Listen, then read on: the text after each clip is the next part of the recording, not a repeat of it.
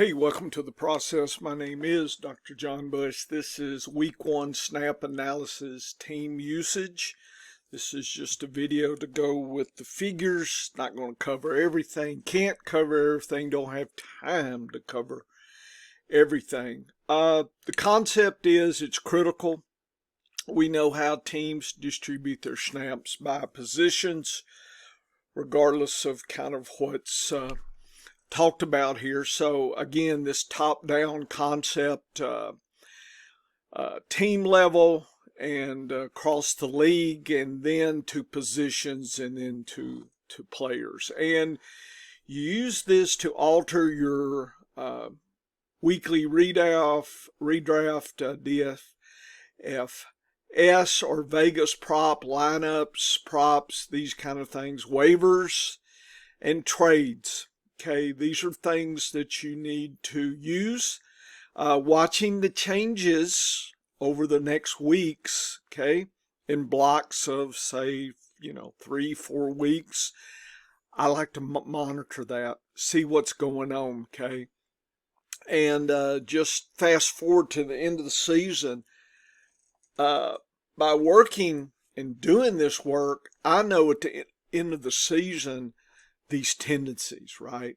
For instance, this year, just give an example, there are certain teams that just use tight ends a lot and others that don't. And the one that I know has issues, and maybe this year they're going to try to improve, but Carolina has never in the last few years used their tight end well. I know they drafted, but and so in my drafting this preseason, I pretty much ignored that. Okay, maybe to my peril, but that's the kind of thing that could alter things. Picking elite tight ends and things. Baltimore always uses tight ends. Okay, and you're saying, what about likely? And look, I just want to see, is it worthy of me getting deep into their tight ends or not, right? Arizona loves tight ends. Kansas City, those are jumping out and there's a continuation year to year in a lot of these, okay? There are other teams that it's all about the wide receivers. There are other teams pretty strong on running backs. There are teams that are balanced. You just need to start juggling that concept, right? This is week 1, folks. We don't have all the answers. It's still not clear, but we got to start somewhere, and we see what we see. Okay, so just be aware of that concept here.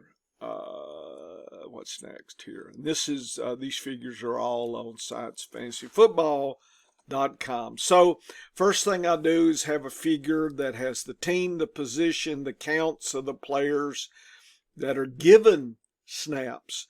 And I like to look at teams that are extremes, like Seattle-Jacksonville gave 6 wide receivers snaps. Atlanta, Cleveland, Detroit, etc., Pittsburgh, all only used 4 wide receivers. So the question I have is why? Okay, what's going on? Why is that? Is that something to look forward to? I can't imagine putting a lot of different bodies out there is good for, some of my flex wide receivers.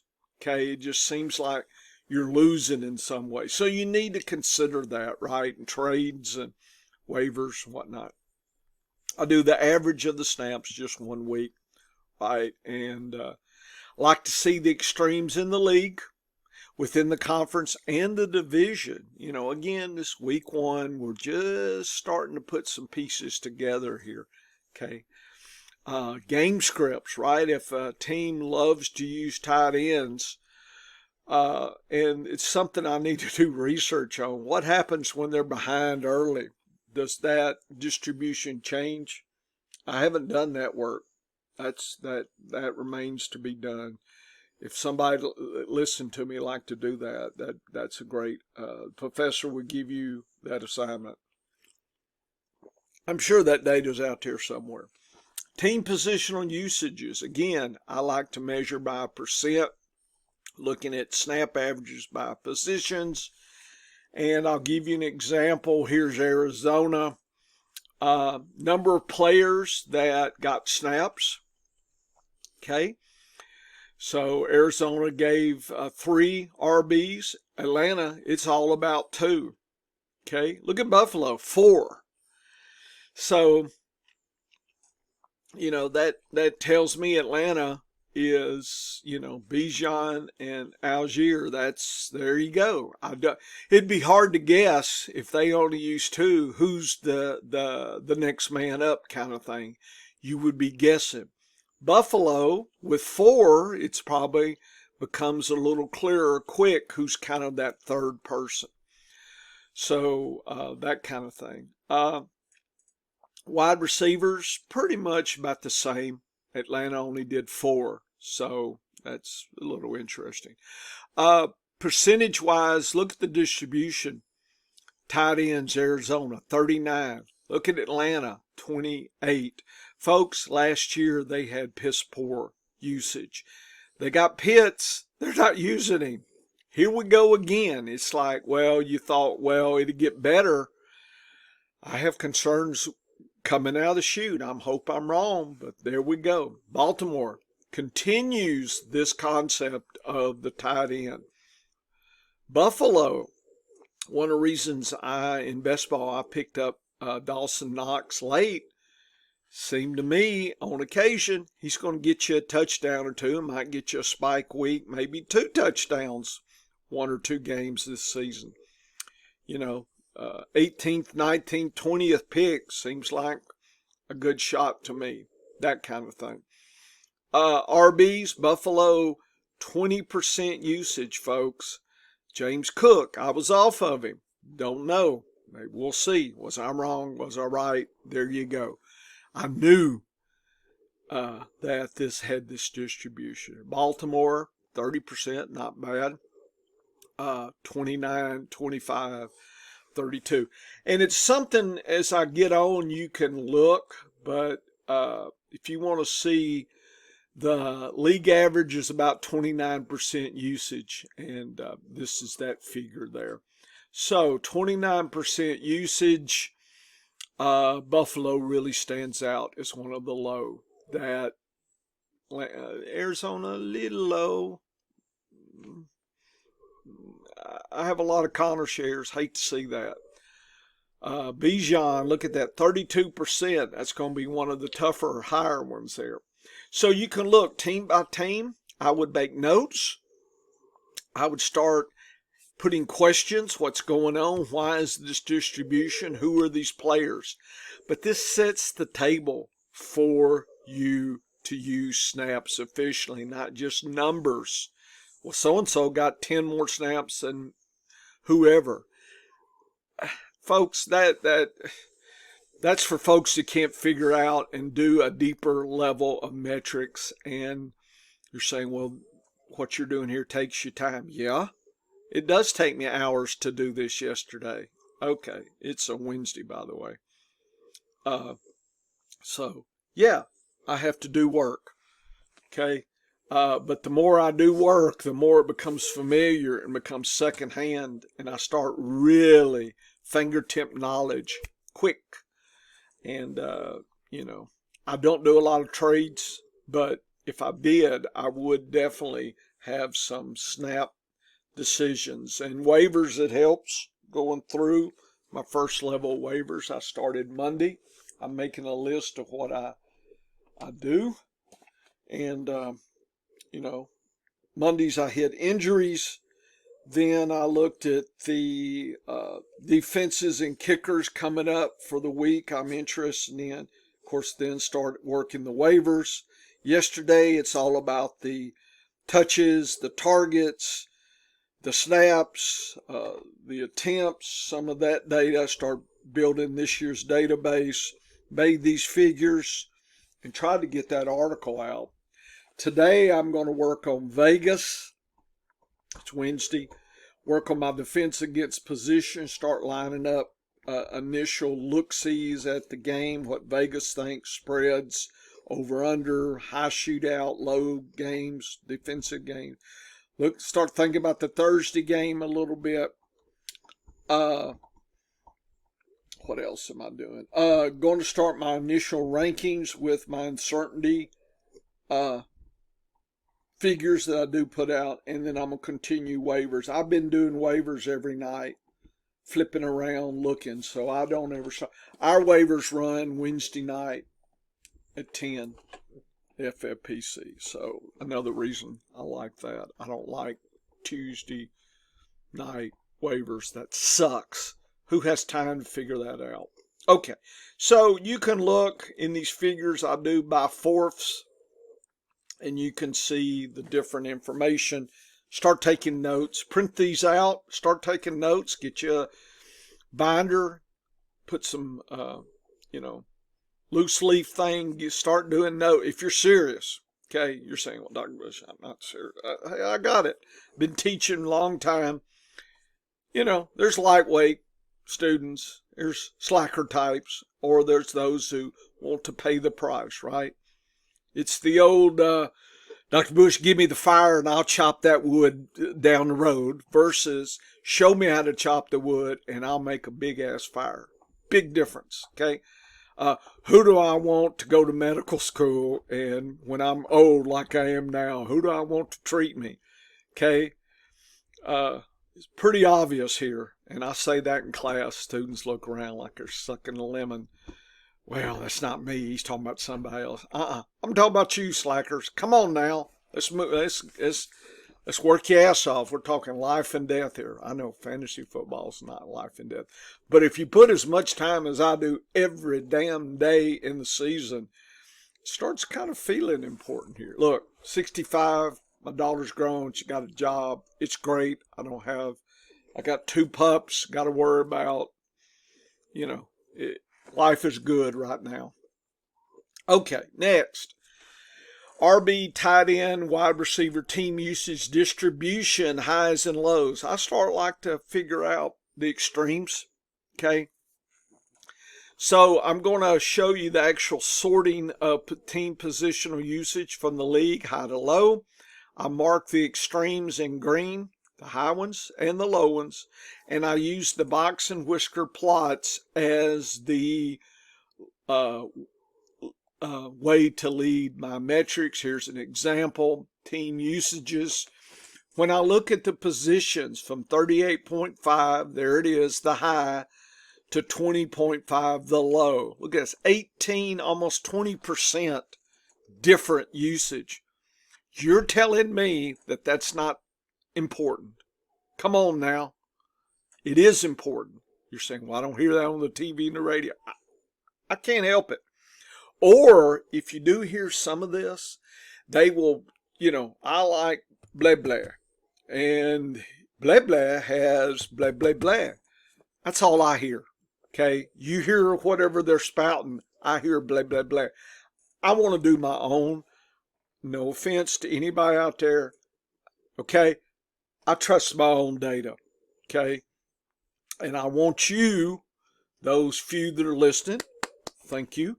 I'm trying to teach you how to fish, not just give you the damn fish. It's important to do that. So in Excel, you need to learn how to sort, right? Pivot tables. You can do box and whisker plot. You could do this. Why am I doing this? You can do this. Anyway, the box here is 50% of the data. The top 25 are from the whisker, and the bottom 25 are from the lower whisker. So 34.6 or higher is the high. So I started at San Francisco, up. And the lows is 25%. So since we had a lot here, I started it more like 23.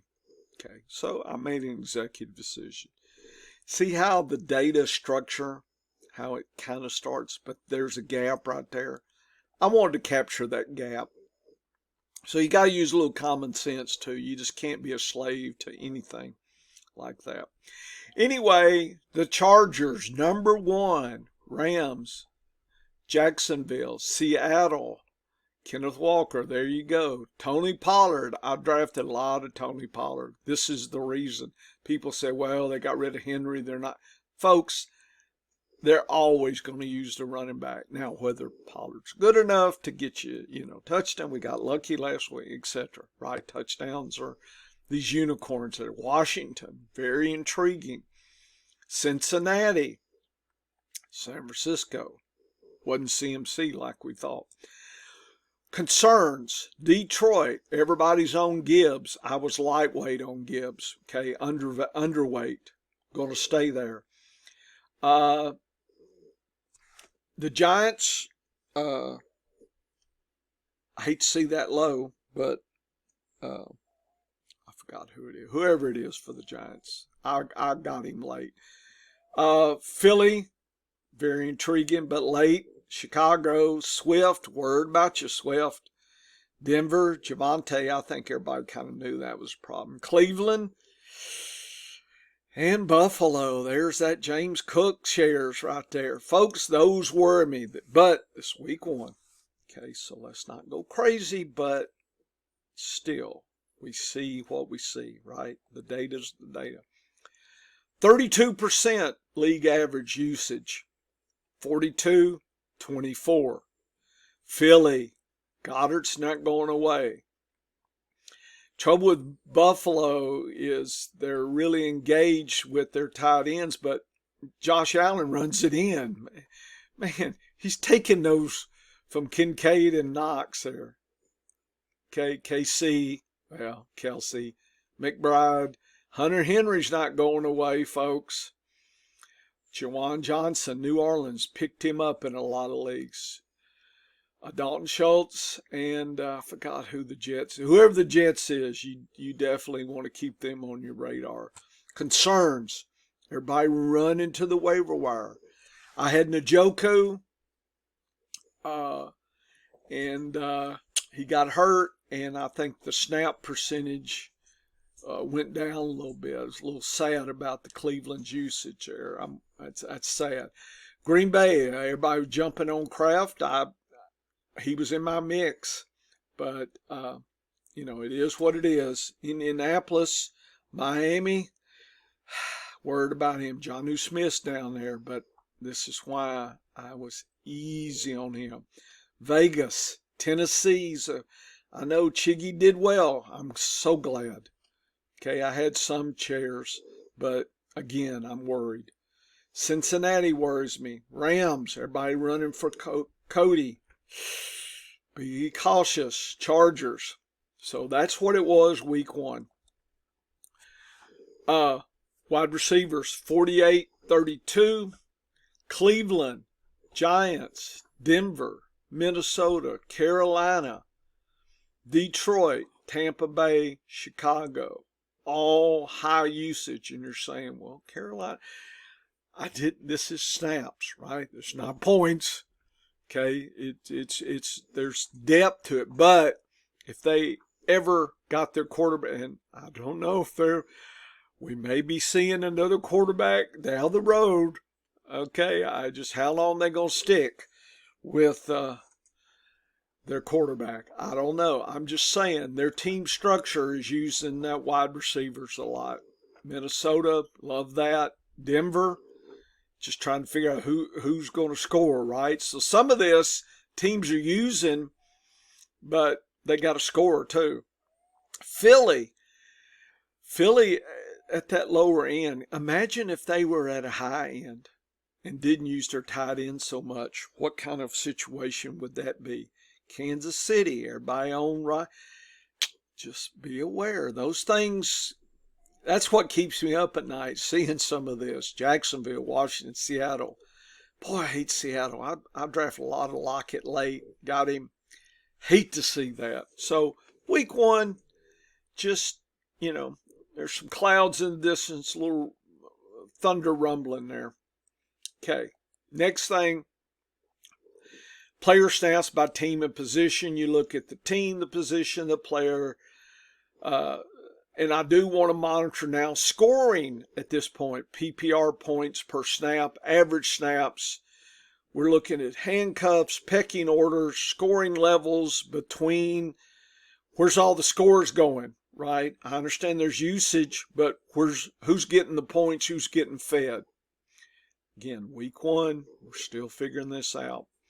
We look at trends. More weeks we have, the more we can get on the trends. We can look at team-by-team differences and weekly matchup. If you really want to get deep, you can look team versus team and look at how they distribute the snaps and the scoring and start making some thoughts about daily fantasy, props, these kind of things. That's the deepest levels there. Give you an example. Let's not do that. Let's do, no, I don't like that. Let's do, look, I'm a New Orleans fan, so let's do New Orleans as our example. Here we go, New Orleans. Nope. Woo-woo, New Orleans. Here's an example. Team, position, player, the snaps, average snaps. Kamara. Adam Prentice, had no idea who he is. 24. What is going on there? So Jordan Mims got 5. Jamal Williams, I thought would be the clear number 2.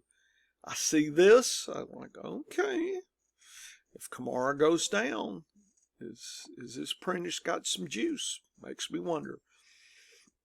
Foster Moreau got into the picture. New Orleans loves their tight ends. Notice both scored. Okay, very intriguing. Wide receivers, lots of Olave, just didn't get it done. Shaheed's number 2, so it's clear 1A, 1B. There they are. One got the touchdown, one didn't. Cedric Wilson looks like the number 3 in case Olave or Shaheed is injured. You'll know who the pecking order is. This kind of thing. Singletary in the Giants, number 1, clear number 1. Tracy's the handcuff, supposedly. Notice Eric Gray got some scoring there. Maybe the pass catcher. Theo didn't do a lot of scoring, but he got, look at the snaps. So Theo was one of my targets. Not that I'm excited, but then again, I didn't spend a lot of money either. So wide receivers, Neighbors got a lot there. Nobody really scored a lot. It looks like Neighbors 1. It looks like Slayton Robinson 2A, 2B. Okay. Hyatt distant 4th. Okay. So, how long before Neighbors puts it together, or does he ever? I don't know. People draft him like he was. You know, I draft a lot of Wan'Dale Robinson, folks. Didn't do a lot of Slayton. Okay, so just want to let you know. So this again, start taking notes. Start trying to figure out. You know, just keep in mind if there's an injury or something, you can then use this kind of information to start targeting your next week's. If Kamara goes down, I'm going to look at this Prentice guy. I guess he's a rookie. I've never heard of him before. Okay. So this shows you the level of information that I use to at least start, right? All my figures are never the end. It's just a tool to start thinking, right? You got to have time to think. You need some quiet time, folks, if you want to make some money here in fantasy. You know, you can't have people swinging from the chandelier, hitting that bar every night. Week nights are for study and work. After your lineup set and the games start, then, you know, you can lay back a little bit. Take your notes as you're watching as well. So use that as time. But then again, during season, I'm all about the data, everything, all the time. So that's the dedication I have all the time. Okay. I live, eat, breathe this. A lot of people do. This is my process. Okay. Science of Fantasy Football. You can see all the hard copy. Check my article. Check Dennis's articles. Podcast is coming. It's all good stuff. Okay. Come back down the road. It's week 1. Woo woo.